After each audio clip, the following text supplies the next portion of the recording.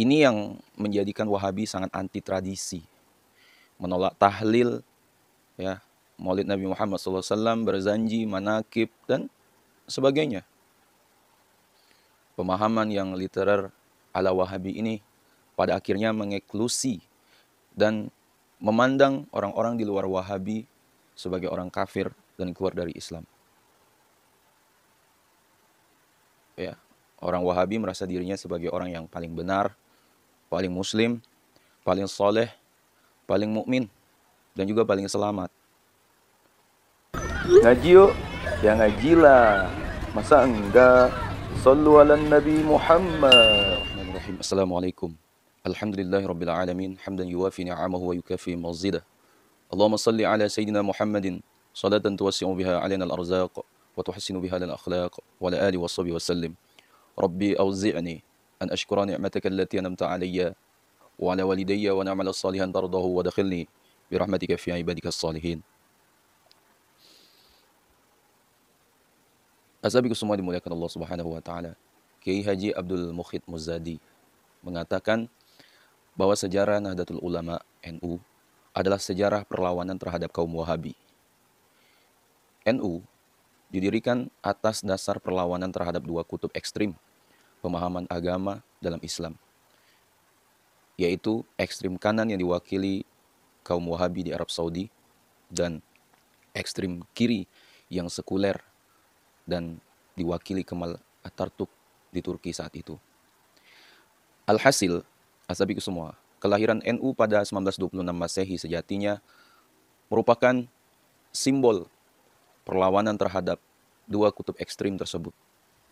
Asabiku semua dimuliakan Allah Subhanahu wa taala. Saya berharap ya, fakta sejarah ini akan dapat kita gunakan untuk memprediksi kehidupan sosial keagamaan kita di masa-masa yang akan datang. Karena bagaimanapun apa yang dilakukan kaum Wahabi saat itu merupakan goresan noda hitam. Goresan noda hitam inilah yang kini mengubah wajah Islam yang sejatinya pro damai menjadi sangat keras dan mengubah Islam yang semula ramah menjadi penuh amarah. Sebagaimana dimaklumi, asabiku semua, Wahabi adalah sebuah sekte Islam yang kaku dan keras, serta menjadi pengikut Muhammad bin Abdul Wahab. Ya. Ayahnya Abdul Wahab adalah seorang hakim Uyainah, ya, pengikut Ahmad bin Hambal, Imam Ahmad bin Hambal. Ibnu Abdul Wahab lahir pada tahun 1703 Masehi atau 1115 Hijriyah di Uyainah, masuk daerah Najd di belahan timur kerajaan Saudi Arabia sekarang. Dalam perjalanan sejarahnya, Abdul Wahab, sang ayah, harus diberhentikan dari jabatan hakim dan dikeluarkan dari Uyainah pada tahun 1726 Masehi atau 1139 Hijriyah karena ulah sang anak yang aneh dan membahayakan tersebut.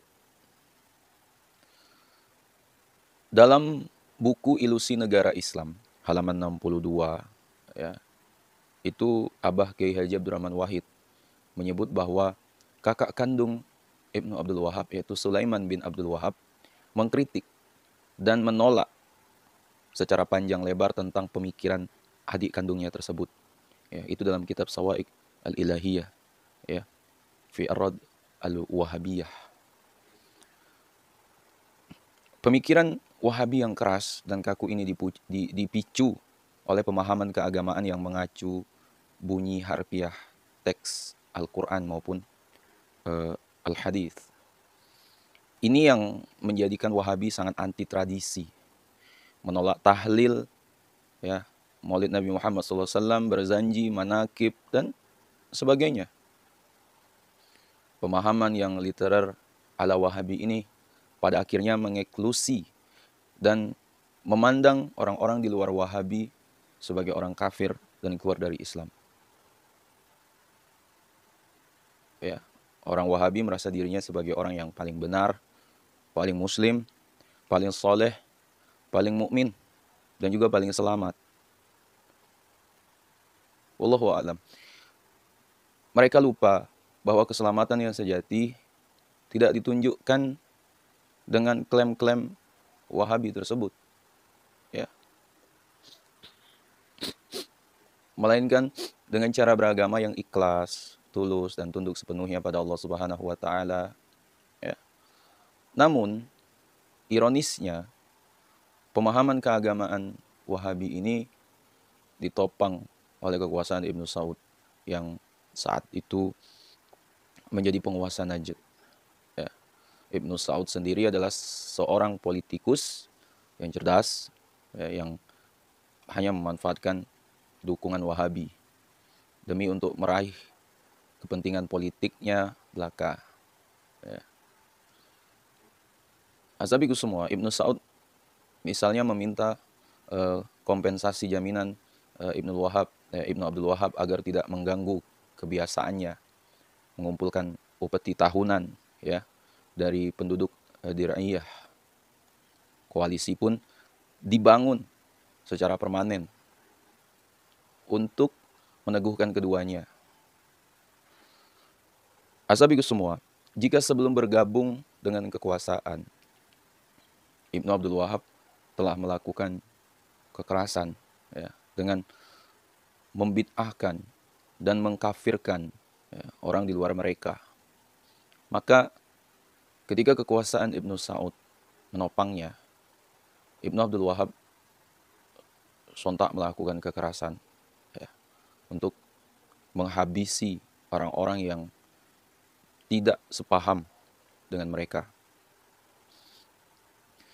Pada tahun 1746 Masehi atau 1159 Hijriah, koalisi Ibnu Wahab dan Ibnu Saud memproklamirkan jihad melawan siapapun yang berbeda pemahaman tauhid dengan mereka. Mereka tak segan-segan menyerang yang tidak sepaham dengan tuduhan syirik, murtad, dan kafir. Ya. Setiap muslim yang tidak sepaham dengan mereka dianggap murtad, yang oleh karenanya boleh dan bahkan wajib diperangi. Sementara predikat muslim menurut Wahabi, ya, hanya merujuk secara eksklusif pada pengikut Wahabi, ya, sebagaimana yang dijelaskan dalam kitab Unwan Al-Majd fi Tarikh An-Najd. Pada 1802 Masehi atau 1217 Hijriah, Wahabi menyerang Karbala dan membunuh mayoritas penduduknya yang mereka temui baik di pasar maupun di rumah, termasuk anak-anak dan perempuan. Tak lama kemudian, yaitu pada 1805 Hijriah atau 1220 Hijriah, ya, Wahabi merebut kota Madinah. Ya, 1 tahun berikutnya, Wahabi pun menguasai kota Mekah. Di 2 kota ini, Wahabi mendudukinya selama 6 tahun setengah. Ya. Para ulama dipaksa sumpah setia, ya, dalam todongan senjata. Pembantaian demi pembantaian pun dimulai. Ya. Wahabi pun melakukan penghancuran besar-besaran, asabiku semua, terhadap bangunan bersejarah dan pekuburan, ya, pembakaran buku-buku selain Al-Quran dan Al-Hadis, ya, pembacaan puisi berzanji, ya, mau'izah hasanah sebelum khutbah Jumat,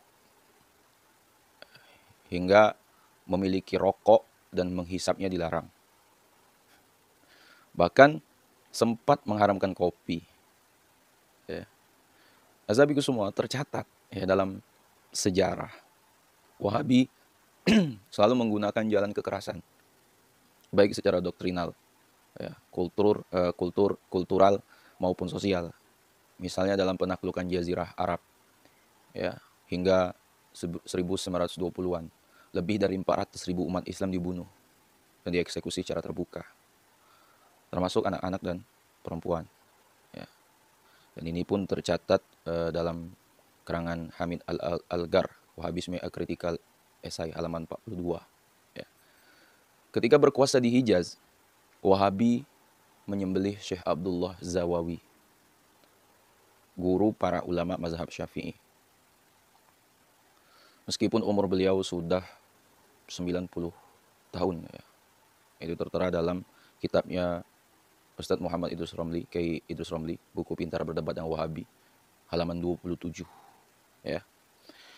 Hazabi semua, di samping itu kekayaan dan para perempuan di daerah yang ditaklukkan Wahabi ya, acap kali juga dibawa mereka sebagai harta rampasan perang ya.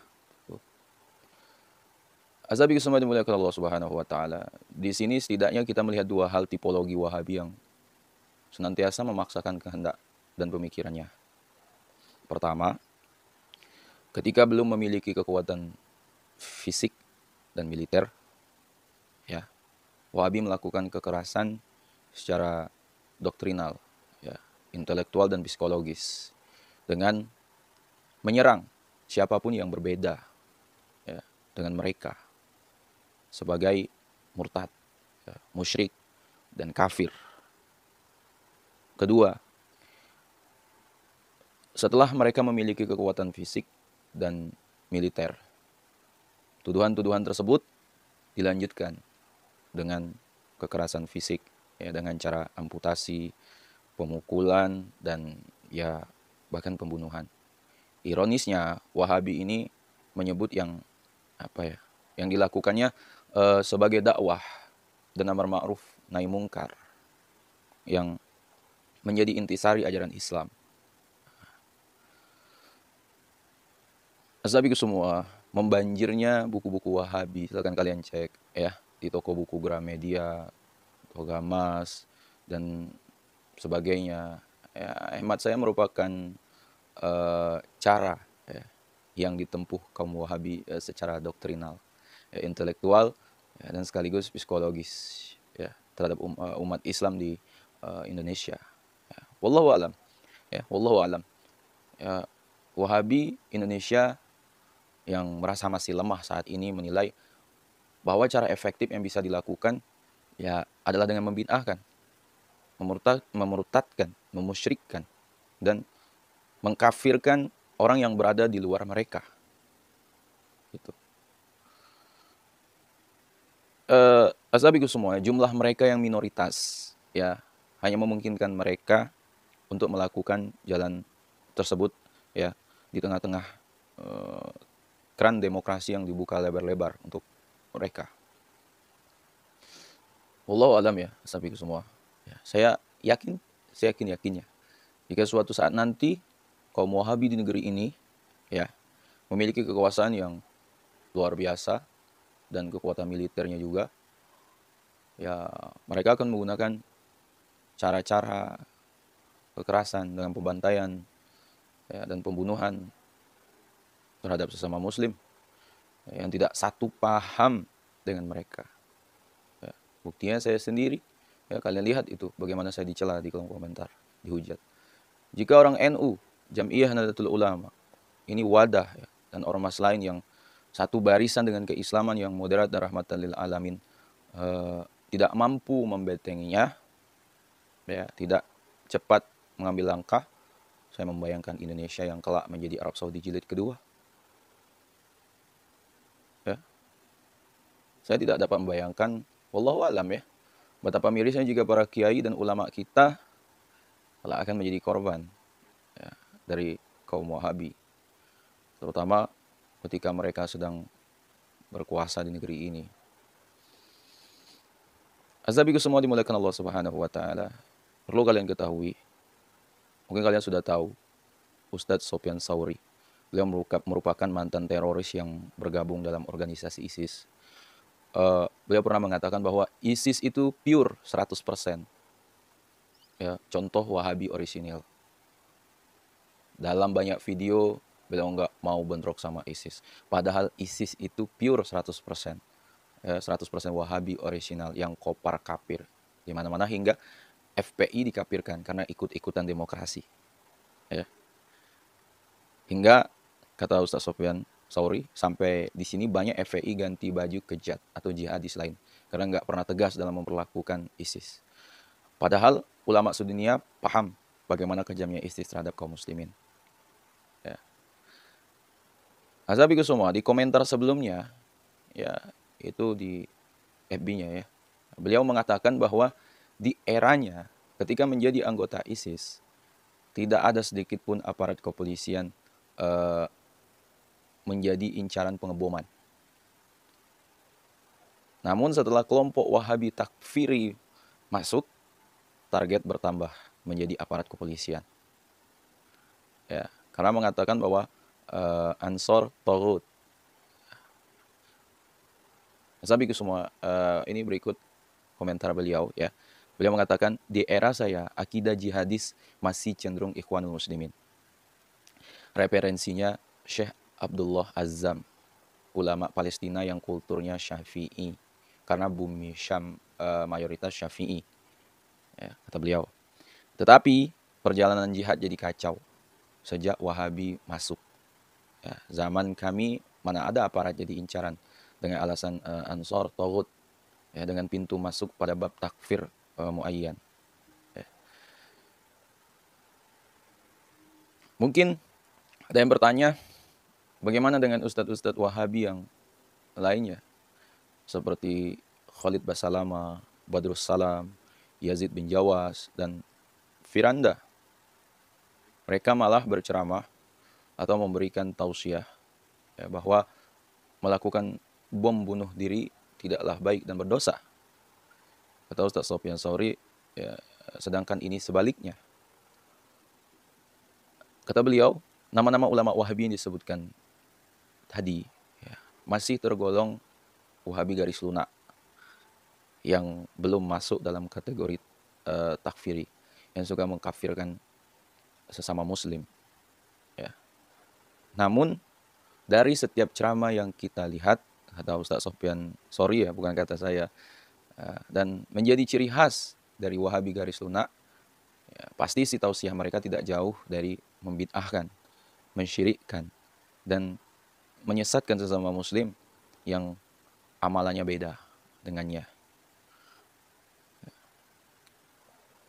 Disinilah awalnya mengapa muncul aliran Wahabi takfiri, atau yang kita sebut sebagai Wahabi garis keras, ya, yang suka mengkafirkan sesama muslim dan berakhir menjadi kelompok ISIS. Ujar Ustaz Sofyan Sauri.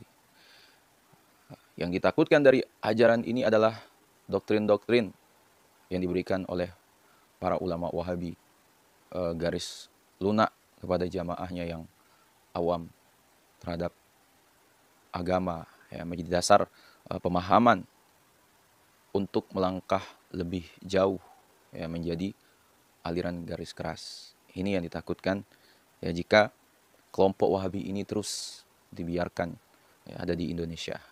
Ya, ujar Ustaz Sofyan Sauri. Ya. Asabiku semua, dikisahkan lagi oleh Ustaz Sofyan Sauri, setahun yang lalu, kata beliau, saya pernah membahas dua akhwat bercadar ini. Namanya Bribda Lesti dan Bribda Rini, anggota Dirkrimum Polda Maluku Utara. Mereka disersi dari dinas kepolisian lalu di PTDH, ya, pecat oleh kesatuannya. Kata Ustaz Sofyan Sauri, menghadapi persoalan ini, Polda Maluku Utara mengundang saya, kata beliau, ya, kata Ustaz Sofyan Sauri, untuk memberikan solusi dan pendapatnya. Ya, fenomena hijrah di kalangan TNI dan Polri, ya, memang fenomena menarik, kata Ustaz Sofyan Sauri. Ya, sejatinya keren dan khair, ya, polisi jadi soleh dan soleha.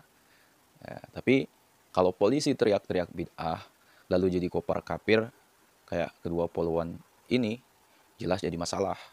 Gitu. Pertanyaan saya, kata Ustaz Sofyan Sauri, kepada komandan kesatuannya, ya, Propos Paminal dan Densus 88 adalah, memang pertama ngaji taklimnya sama siapa? Ya, halakohnya sama siapa? Kata mereka. Kata mereka dengan kelompok Salafi Ustaz. Dikumpulkanlah polisi-polisi hijrah ini ke hadapan saya. Kata Ustaz Sofyan Sauri, saya disuruh nasehatin mereka. Angel, angel kata beliau. Buat saya ini tantangan. Kata mereka, Afwan Ustadz, kami tidak disuruh ngebom loh. Bahkan kami dilarang demo loh. Lalu Ustadz Sofyan Sauri menjawab, ya saya percaya kubu sana memang nggak akan nyuruh ngebom. Tetapi kalian diajak untuk bersikap tidak toleran terhadap amalan yang dianggap bid'ah kan. Ya. Kalian tidak menghormati amalan saudara-saudara kalian di Ahlus Sunnah wal Jamaah kan. Iya Ustadz. Nah, saya khawatir kamu kayak saya. Intoleran lalu naik level, jadi radikal, lalu teroris. Kayak saya dulu. Kata Ustadz Sofyan Sauri. Nah, tadi siang sehabis Jumatan, kata Ustadz Sofyan Sauri, saya ketemu dengan keduanya. Saya bertanya dengan ex-Bribda Rini, apakah kamu menyesal keluar dari dinas kepolisian? Lalu dijawab mantap, siap tidak menyesal. Karena kami ingin hidup dalam sunnah, tegas Rini. Tidak ada sedikit pun penyesalan. Lalu Ustadz Sofyan Sauri, ya, lalu saya ditanya apa hukumnya cadar. Lalu saya bilang cadar itu afdal, ya, keutamaan saja, bukan wajib. Karena hati-hati mewajibkan sesuatu. Karena jika tidak dilakukan, maka menjadi haram. Jika ditinggalkan, ya, sambil mengutip pendapat Gus Baha. Ternyata beliau ngambil pendapat Gus Baha juga. Saya katakan hati-hati. Ya, kriminal besar dalam fikih jika mewajibkan yang bukan wajib. Kata Ustaz Sofyan Sauri. Polda Maluku Utara belum tahu jika dua anggotanya yang poluan sedang dipantau oleh Densus 88. Awalnya Bribda Lesti tertangkap di Surabaya oleh Polda Jawa Timur, tetapi dilepas kembali. Setelah dilepas, keduanya kabur dari kejaran Polda Maluku Utara. Ya. Bandara ditutup semua, Bribda Lesti lolos ya, dari Kepungan, ya. Lalu dari Maluku Utara ke Bitung, Palu, ya, Makassar, lalu ke Surabaya melalui jalur laut. Ya. Kabur bersama suami sirinya, Bribda Lesti, siap menjadi smiling bombers. Keduanya tertangkap di Yogyakarta. Ya. Akselerasi Bribda Lesti cukup cepat, terpapar melalui sosmed oleh JAD. Walau grup Salafi dulu tidak tahu apa-apa, tetapi Salafi acap kali menjadi jembatan ya, untuk paham yang lebih keras lagi. Ya. Terus lalu jadilah seorang teroris.